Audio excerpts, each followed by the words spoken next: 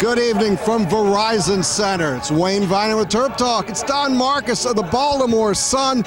Not only is it Terps and Hoyas tonight, we're in enemy territory, but you brought something with you, Don. Oh, you're going to mention it right at the top? I'm going to mention it right because it's exciting to me. I wrote my first and maybe my last book. It's called 100 Things Maryland Fans Should Know and Do Before They Die. I don't know how many things they should do, but they should know a lot of things about the Terps after reading this book. You should read the book. Hey, look, great Hanukkah book.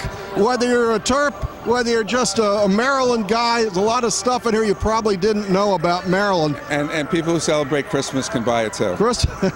We're all inclusive. And Kwanzaa. So. We got it all here. But on top of a great book, Terps Georgetown tonight, you think it's something they should do every year?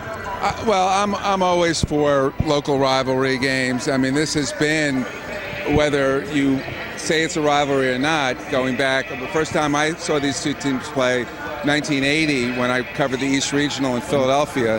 I was there for the 93 game with Joe Smith. I wasn't there for the tournament game in Boise, I think they played, or the tournament in Orlando, but I obviously there last year. And a great atmosphere at Verizon Center, and they should have a really good atmosphere tonight with probably as many, if not more, Maryland fans than Georgetown fans. But as far as a game style, with all of our freshmen, what do you take as our style? It seemed to me to be a fast and shooting team, but it was more of a grinding win against America.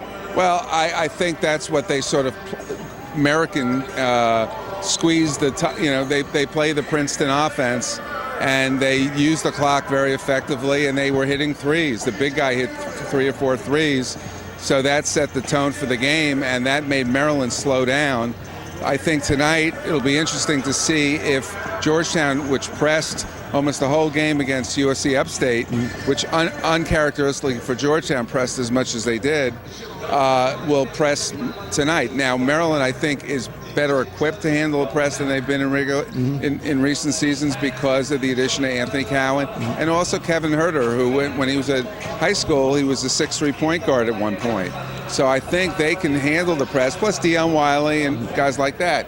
So if they press, Maryland beats the press, I think Maryland can win. If it's a grinded-out game, I'm not sure with Georgetown's size, Maryland could play inside with these guys, at least right now with Checo out, Bender not at full strength, things like that. Well, it's going to be interesting. I love coming down to Verizon Center. For me, it's usually for hockey. Tonight, it's a rivalry. I think they should find a way to play it every year. My radio partner, Bruce, says if Maryland beats Georgetown tonight, this series might just end right there. Well, it did. That's how it ended in 1993, 1993.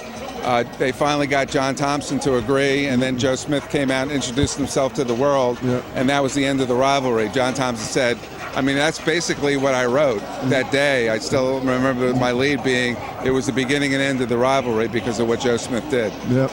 So I just got to ask, because it was a big game in more of my childhood kind of years. Tell me about playing against Georgetown and Philadelphia back in the late 70s. It seemed like that was our time, and we lost to Georgetown. I worked in New York, so it was the first time I had ever seen Lefty. It was the first time I ever heard him utter anything, and it was very interesting because what I remember about that game was that Albert King was on fire in the first half, and the second half, Albert King didn't see the ball, mainly because Ernie Graham was shooting a lot, and they lost to Georgetown. Now, Ernie will point out that he was hitting some of those shots, but I think that I just remember, Lefty just sort of saying, well, I don't know, Albert didn't shoot a lot, something like that. And that was it. And Georgetown went on, and they lost to Iowa in the Elite Eight. Ronnie Lester was the star. Yep. And Ronnie Lester, bad knee and all. Well, I don't know if he was bad knee then, but and that was my first. I wasn't there for the famous the Armory game where there was this fight and all that stuff. So I didn't go back to Lefty and Big John in terms of being around the area, but in doing the book, I read a lot about it, and there were some interesting stories. So just make sure you can see. I don't want to plug it too much. Well, you have to, because when our Terps write a book, and if you're a Terp, you got to go buy the book. That's the way it works. It is available on Amazon and at various bookstores, Barnes & Noble bookstores. Right, and then this time in the plug, it's a great Christmas gift. I got it right this time. Okay. And Hanukkah. Well, this is Wayne Viener. That's Don Markus. I guess we'll also see you live from Lincoln later this week. I'm looking forward to it. And we'll be back after the game with our TerpTalk post-game show. Good afternoon.